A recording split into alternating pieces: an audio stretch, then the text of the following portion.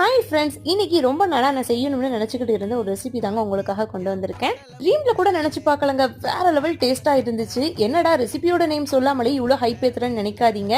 நான் ஒரு மீன் பைத்தியம்னு உங்களுக்கே தெரியும். இருந்தாலும் நான் செய்யற மெத்தட்ல நீங்களும் செஞ்சு பாருங்க. இந்த ரெசிபிக்கு நான் கேரண்டிங்க.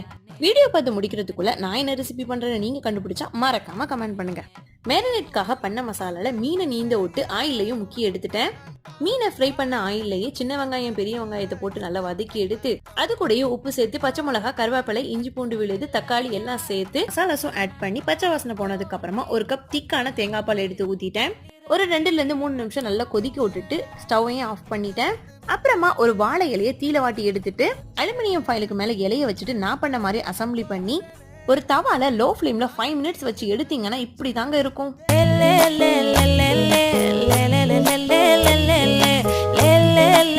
அதாங்க ஃபிஷ் பொழிச்சது தாங்க பண்ணிருக்கு.